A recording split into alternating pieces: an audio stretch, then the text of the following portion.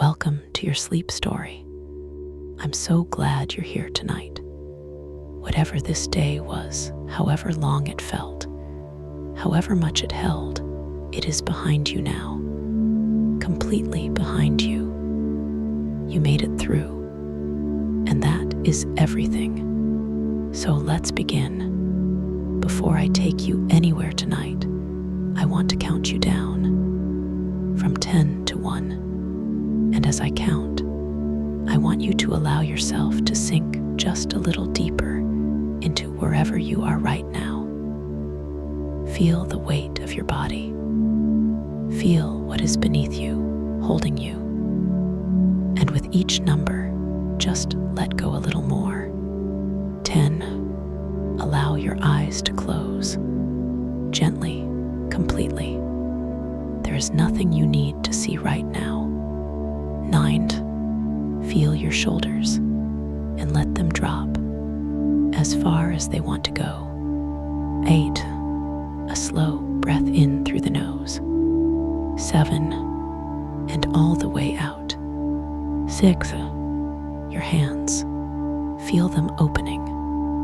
Whatever you've been holding today, you can put it down now. 5. Your jaw is soft. Your face is soft.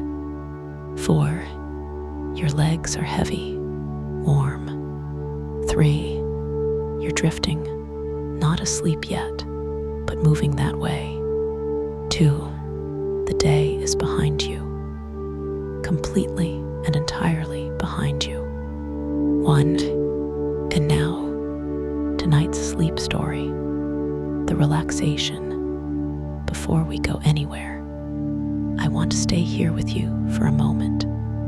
Just here, just now, because this moment, this exact moment right now, where you are lying in the quiet, deserves a little attention, a little kindness. Take a breath in for me, from the very bottom of the belly. Good, and let it go. And as you breathe out, I want you to imagine that everything you were carrying today, every worry, every unfinished thought, every heavy thing is just leaving with that breath, just drifting away. You don't have to solve anything tonight. You don't have to figure anything out. You don't have to be anything other than exactly what you are right now. A person who deserves rest. A person who deserves sleep. Because you do. You really do. Whatever happened today, whatever was hard, whatever felt heavy, you made it through. You are here. And that is enough. That is more than enough. You are safe. And you are here. Bring your awareness gently to your feet now. Just notice them and allow them to soften. The toes uncurling, the arches releasing. All the small held tension of the day simply letting go. Let that softness travel upward, through the calves, through the knees, the thighs. All of it warm, all of it heavy, all of it resting now. Your lower back, your hips. Allow yourself to feel the surface beneath you taking your weight completely, fully. You don't have to hold yourself up anymore. The bed has you. The earth has you. The belly soft. The chest soft. The heart beating steadily as it always has, as it always will. Your shoulders dropping, your arms heavy and warm, your hands open and still, the neck long and loose, and your face, let the jaw go. Let the forehead smooth. Let the eyes be completely still behind their lids. There you are, from the top of your head to the tips of your toes, completely soft, completely warm, completely at rest. You've done done beautifully. Now, let me take you somewhere the wheel is slowing, and the clay is drying, and the kiln is cooling, and the last light of the afternoon is coming through the workshop window at exactly the right angle. Come with me. The village. Imagine a village. Small, the kind that has one of everything, one shop, one pub, one church. A village that does not try to be anything other than what it is. A place where everyone knows which car belongs to which house, and which dog belongs to which person, and which path through the fields goes where. The pottery is at the edge of the village, set slightly back from the lane. A stone building, low. Its roof, the mossy old tile of buildings that have been standing long enough to have moss. The walls, the same local stone as everything else in this village. The stone that was here before the village and will be here after. The door is open. It is always open when she is working. The smell of the clay finds its way out through the open door and into the lane. And the people who pass the pottery on their way to the shop or the pub have been smelling that smell for so long that they no longer consciously notice it, but they would miss it. If it were gone, they would notice the absence of it, the way you notice the absence of a sound you didn't know you were listening to. Inside the workshop, you step in from the lane. Your eyes adjust. The light in the workshop is the light of a west-facing room in late afternoon. The sun low, coming through the window at an angle.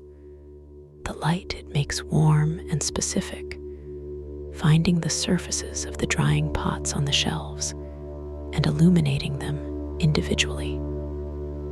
This bowl in the light, that jug in shadow, the shelf of cups partly lit, partly not, the wheel in the center of the room, stopped now, or very nearly stopped.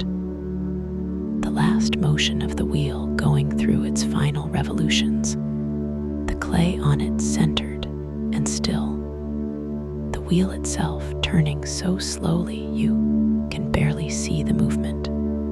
The smell, clay, wet clay, the smell of it unlike anything else. Earthy, cold, slightly mineral. The smell of the earth before it has been fired, before it has been transformed.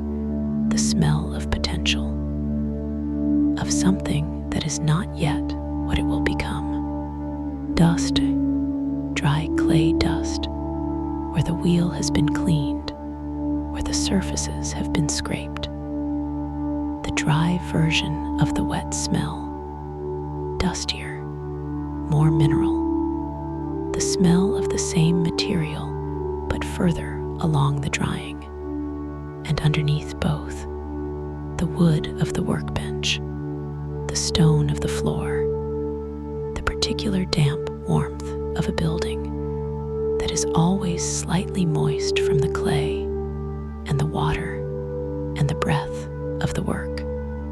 The workshop smell. No other place smells like this. Miriam. Her name is Miriam. She has been the village potter for 34 years.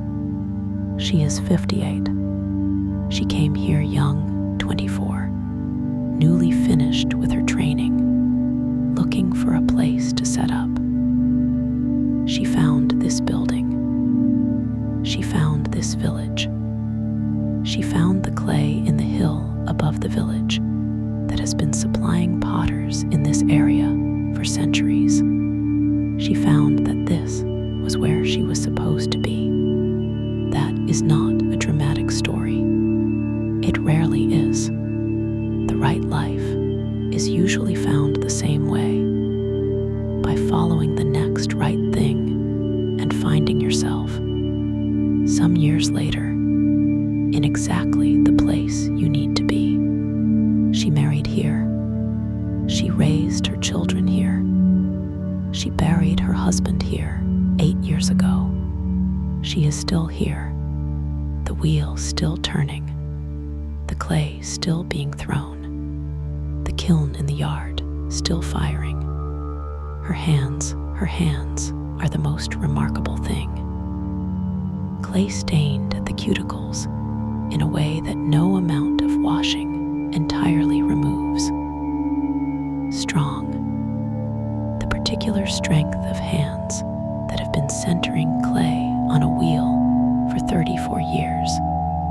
Not brute strength, the specific strength of long practice, the strength of knowing exactly where to place the force and how much and when to ease. She is at the wheel now, or she was. The wheel is slowing, the day's work almost done, the wheel slowing, the potter's wheel.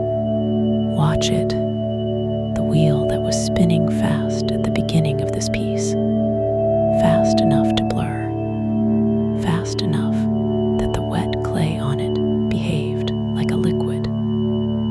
The centrifugal force of the spinning, making the clay rise and respond to the touch of the hands. That wheel is slowing now. The piece is finished. A bowl, sitting on the wheelhead wide low, its walls even, its rim smooth. The clay still wet, still dark, but the shape already clear, already itself, already the thing it is going to be, even though the firing is weeks away, and the glazing is weeks away, and the finished bowl, the bowl that will sit on someone's kitchen table and hold fruit or bread, or simply sit there being a bowl. That bowl is not yet, but the shape is there. That is what the wheel did. Found the shape, not imposed it, found it. The potter and the clay in conversation, the wheel spinning beneath, and in that conversation, the shape emerging. Not entirely from the potter's intention, and not entirely from the clay's nature, but from both of them together. The wheel is almost still, the bowl on it. Miriam steps back. She looks at it, the way she always looks, not checking, simply receiving. The way you receive something you made well. She nods, very slightly. The bowls on the shelf, the shelves along the north wall, drying pots, not finished, not yet. At various stages of drying, some still dark and wet from the wheel, their surfaces cool to the touch, the clay pliable still. Some leather hard, the clay dried to a stage where it holds its shape, but can still be trimmed, still be carved, still be altered. Some bone dry, ready for the first firing, the clay pale and light, all the moisture gone. The bowls, Miriam makes mostly bowls. Not exclusively, she makes jugs, she makes mugs, she makes the occasional large vase, the occasional set of plates. But bowls are what she makes most naturally, most fluently. The shape that comes to her hands without thought. She has made thousands of bowls, no two the same. That is the nature of hand-thrown pottery. The wheel and the hands and the clay in their conversation always produce something slightly different from the last thing. The same intention, the same process, the same clay. And yet, the bowl that comes off the wheel today is not the bowl that came off yesterday. Each one its own, each one made once. The bowls on the shelf, 10 of them, perhaps 15, at various stages. Each one waiting for the next stage, the drying continuing, patient. They do not hurry. Clay does not hurry. The smell of clay. Let me stay here with this smell, because the smell of wet clay is one of the most fundamental smells there is. It is the smell of the earth itself. Clay is soil, a specific kind of soil.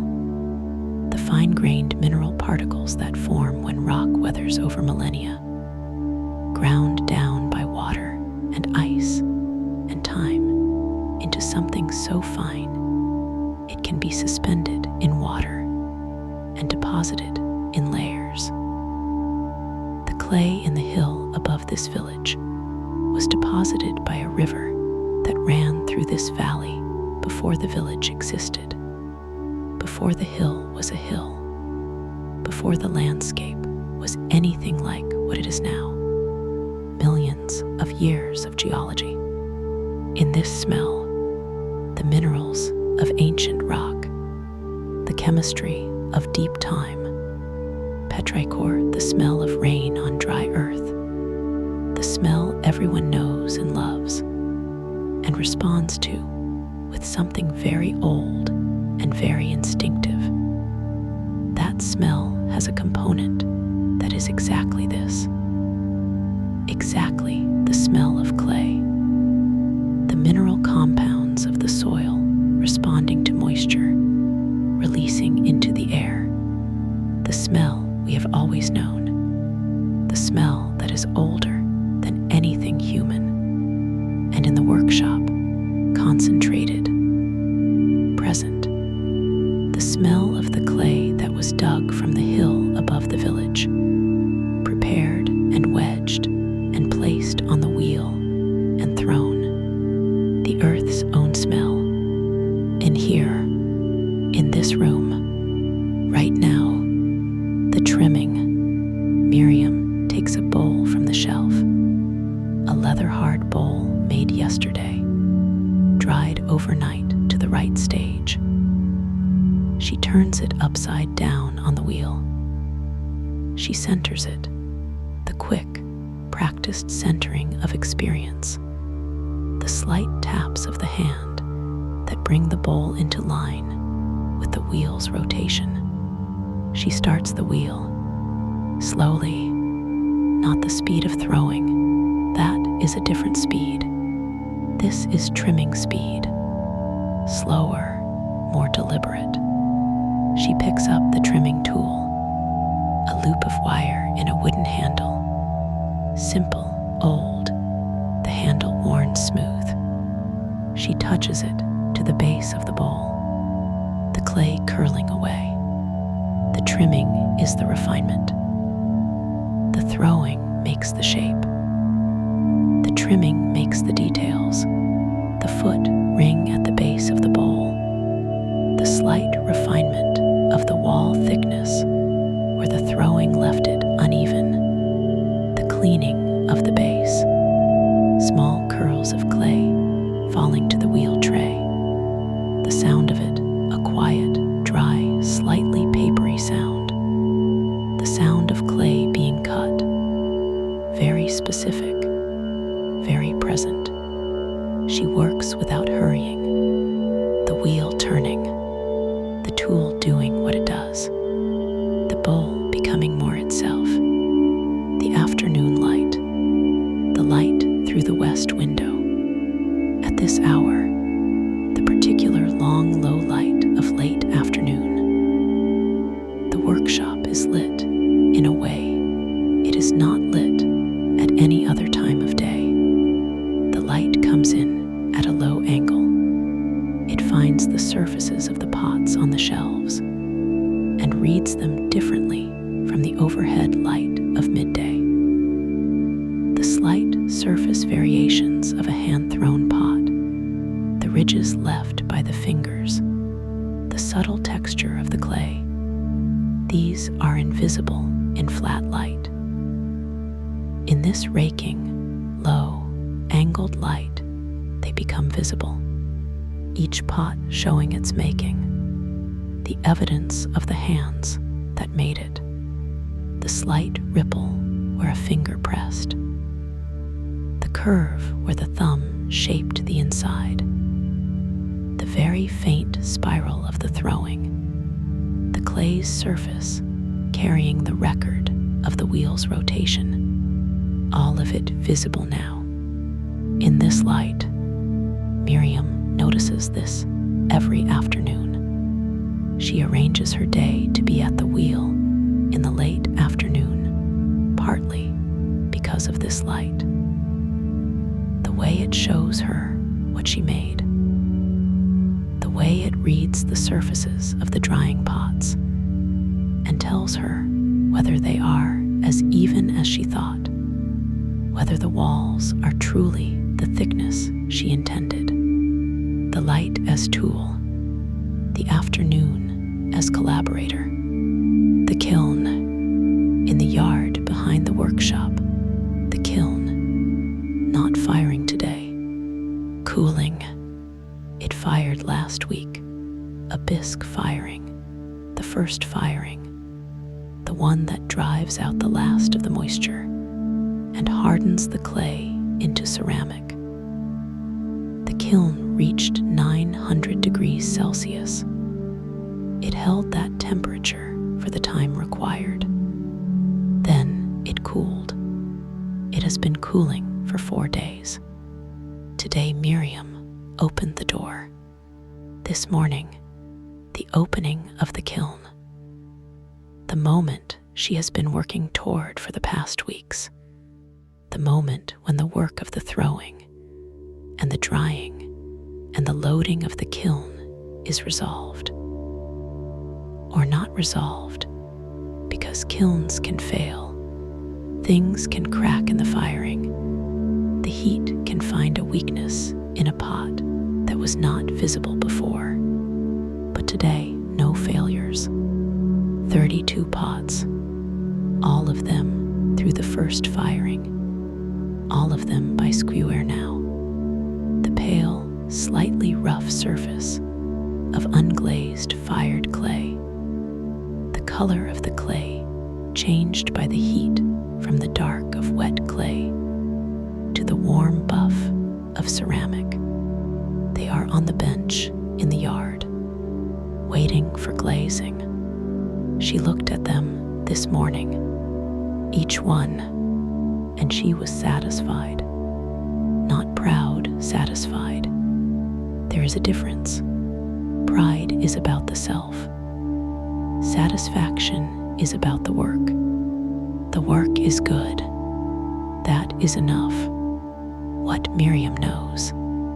Miriam knows the clay from this hill. She has been working with it for 34 years. She knows how it behaves wet, the particular plasticity of it, the way it responds to the hands, how much force it requires for centering, and how much ease it will accept for pulling up the walls. She knows how it behaves dry, the rate at which it dries, which is faster in summer and slower in winter, and how the drying rate affects the work. A pot that dries too fast will crack. A pot that is trimmed too wet will deform. The timing is everything, and the timing is different every day depending on the humidity and the temperature and how recently it rained. She knows how it fires, at what temperature it vitrifies, becomes truly ceramic, the clay minerals melting and fusing into something harder and denser than fired clay, something that rings when you tap it, at what temperature it overfires, the surface bloating, the shape beginning to soften, the narrow window between. She knows it. After 34 years, she does not need a pyrometer to tell her what is happening in the kiln. She knows by the color of the flame through the spy hole, by the smell of the exhaust, by the sound the kiln makes, the knowing in her body, the way all true craft eventually lives, not in the head, but in the body, in the hands, in the eyes, in the practiced, patient, completely reliable knowing of someone who has done the same thing with the same material for a very long time. The mug of tea. Miriam goes to the back of the workshop, a small room behind the main space, what was once a storage room, now a place for the kettle and the small table and the 2 chairs that are there for no particular reason except that they belong there. She makes tea, the kettle old, the mug one of her own, of course. She uses her own pottery, always has. There is no better test of a piece than daily use. The mug she uses every day in the workshop has been through the dishwasher hundreds of times, and the glaze is still sound, and the handle has never loosened, and she knows from this daily evidence that she made it well. She carries the mug back to the main room. She sits on the stool beside the wheel. The bowl she made today is on the wheel head. She looks at it from this angle, from the stool beside the wheel. She can see the profile of it, the line from the base to the rim, the slight outward curve of the wall, the way the rim finishes. Good, not perfect. She does not make perfect pots. She has never made a perfect pot. She is not sure that a perfect pot would be worth making. Good is what she makes. Good and honest, and made from the clay of this hill, by the hands that have been working with this clay for 34 years. That is what she makes. That is enough. The visitor, a knock at the open door. A woman, a visitor, clearly. Not from the village. She stands in the doorway, holding a paper bag. She wants to buy a bowl. She saw one on the shelf, one of last month's bowls, finished and glazed. Its surface, the warm blue-gray of the glaze Miriam calls her rain glaze. The woman points at it. Miriam gets up. She takes the bowl from the shelf. She turns it over the base. The potter's mark, incised into the clay before firing. A simple mark, her initials, and a small leaf shape that she has been using since her first year. Her mark on every piece she has made for 34 years. She wraps the bowl in paper. She puts it in a bag. She names the price. The woman pays it without hesitation. She thanks Miriam. She leaves. Miriam watches her go down the lane with the wrapped bowl in the bag. A bowl she made, going to a house she will never see, to a table she will never sit at, where it will be used and washed and used again, and perhaps broken one day, and perhaps not. She finds this satisfying. Not the money, though the money matters. The movement of the thing. The pot that began as clay dug from the hill above the village, that passed through her hands, that was fired in the kiln in the yard, that is now traveling down the lane in a paper bag, going out into the world, doing what pots do. growing still. The workshop is quiet now. The visitor gone. The tea finished. The bowl on the wheel, drying slowly in the afternoon light. Miriam is still. She often is at this hour. The last work of the day done, or nearly done. The evening not yet begun. The particular quality of the late afternoon in the workshop, the light, the smell of the clay, the pots on their shelves in various stages of becoming. She does not do anything. She simply sits on her stool. The wheel is still. The pots are drying. The kiln in the yard is cooling. Its work done.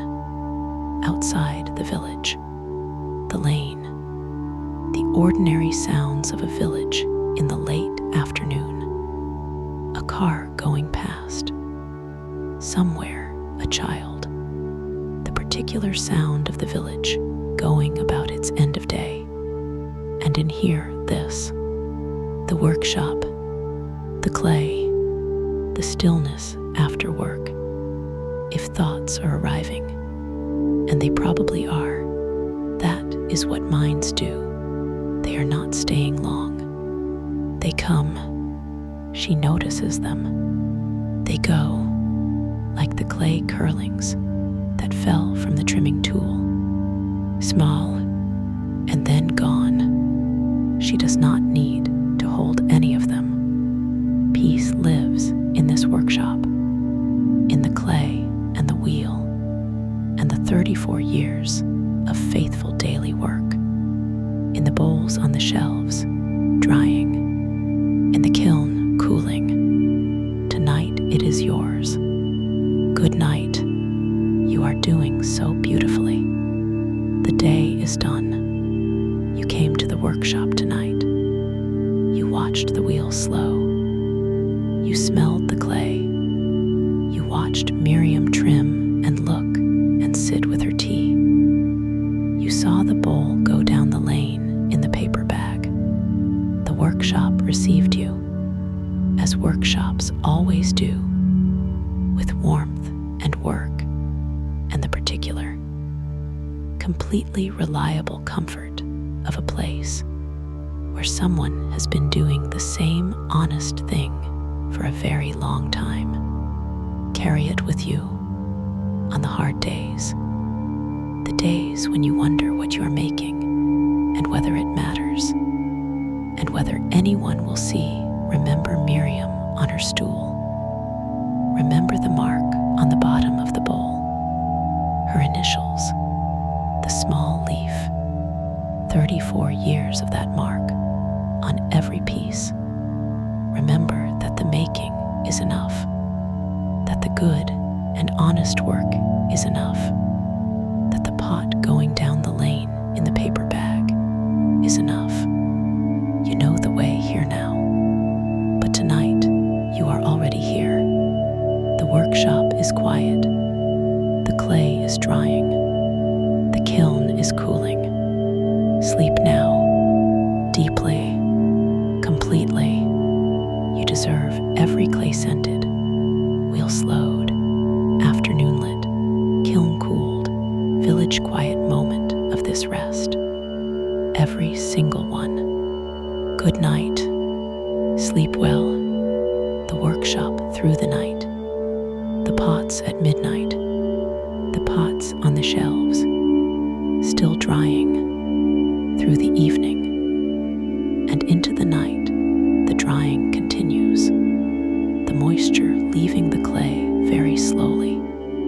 The clay contracting very slightly as it goes. The pots becoming incrementally lighter, incrementally paler, incrementally more themselves. You cannot see it happen. That is the nature of drying clay. The process is too slow for observation. You look away and look back, and nothing has changed. And yet, over hours, over the night, the clay changes. The dark of wet becomes the leather-hard buff of semi-dry, becomes the pale near-white of bone-dry.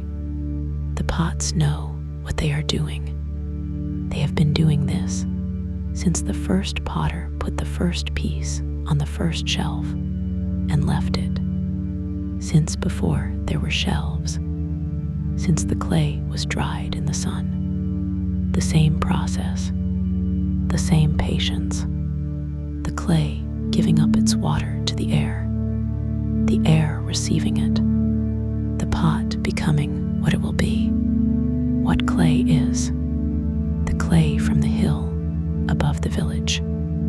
Let me tell you what it is. It is metamorphosed rock, the granite of the ancient mountains that stood here, not here exactly, but in this region, in this geology, the mountains that were here before the current landscape, that granite weathered. Over millions of years, the rain and the frost and the chemical reactions of water and mineral broke the granite down. The large fragments first, the sand and the gravel, then the smaller fragments, then smaller still, until the particles were microscopic, plate-shaped, tiny flat crystals of aluminium silicate, so small they could be suspended in water and carried by the river that ran through this valley and deposited in the layers that became the clay deposit in the hill above the village. Millions of years. For this, for the clay that Miriam digs from the hill, that she prepares and wedges and centers on the wheel, that she throws into bowls, that she fires in the kiln, that goes down the lane in paper bags, from granite mountain to clay deposit to bowl.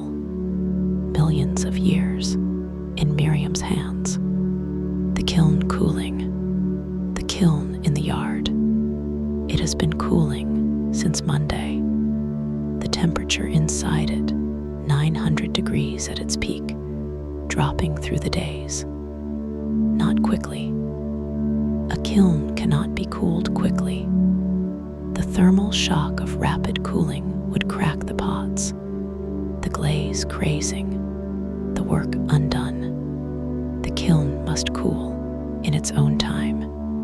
The door kept closed, the vents closed, the kiln held at temperature, declining slowly by degrees, the heat dissipating through the fire brick of the walls and into the autumn air at the pace the kiln sets.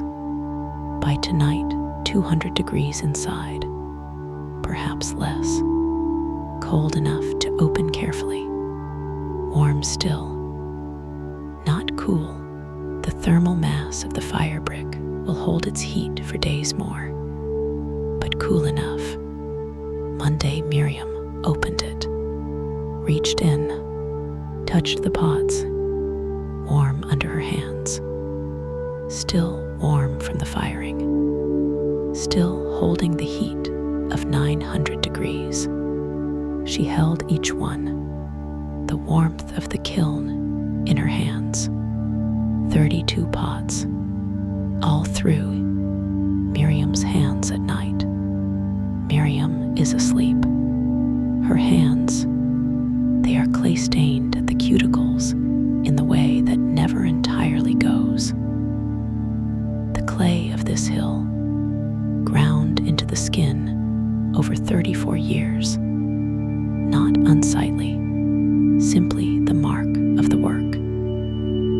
The mark of someone who handles earth daily, her hands at rest on the pillow, open, the way hands open in sleep, relaxed, the particular uncurling of hands that have held things all day and are now holding nothing. She sleeps well.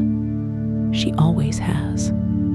The body of someone who has been doing physical work all day sleeps easily, the way Georg slept, the way Henry slept, the way Willem slept, the body knowing, the body having been used, the body ready. She will wake at 7. She will go to the workshop. The clay will be there. The wheel will be there. The bowls will be further along in their drying. And the work will begin again, as it has begun every morning for 34 years. The potter's mark, the mark on the base of every pot, her initials, M.A., Miriam Ashford, and the small leaf, a single leaf, its outline incised with a pointed tool into the base of the leather-hard pot before it goes to the bisque firing. She made the stamp herself. In her second year, she cut it from a small block of wood. The initials clean and readable, the leaf slightly uneven. She has never tried to make it perfectly even. The slight unevenness is part of it, part of what makes it hers.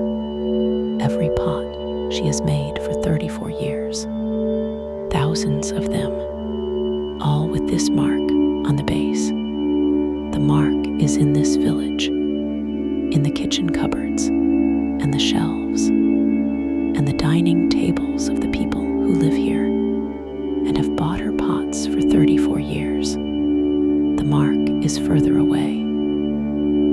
In cities she has never visited, in houses she will never see, on the shelves of people who found her work at a market or a gallery or a shop, all of them carrying the mark.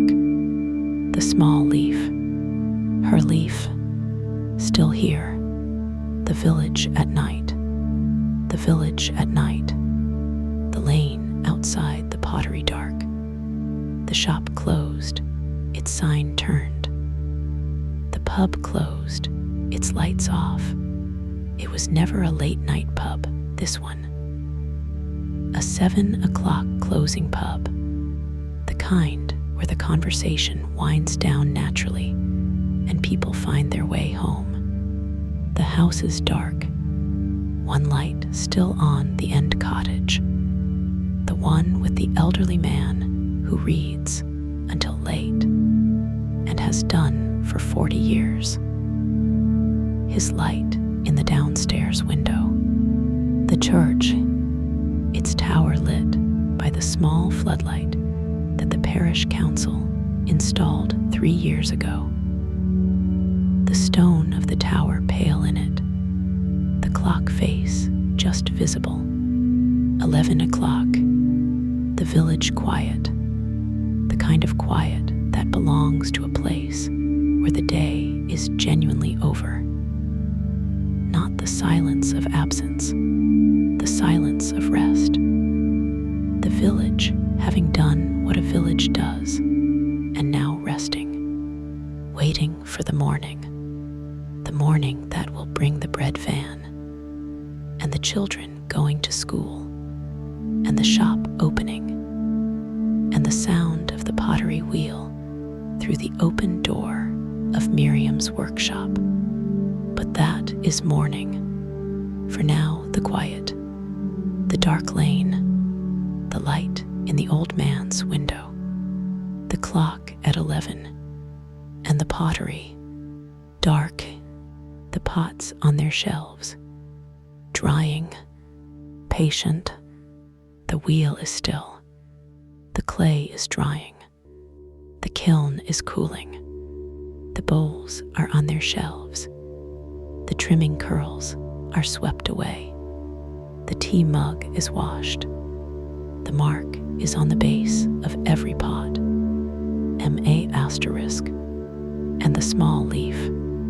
Miriam is sleeping, her hands open on the pillow. The village is quiet, the lane is dark, the light in the old man's window, the church tower lit, the clay giving up its its water, slowly, without hurry, as it always has, as it always will.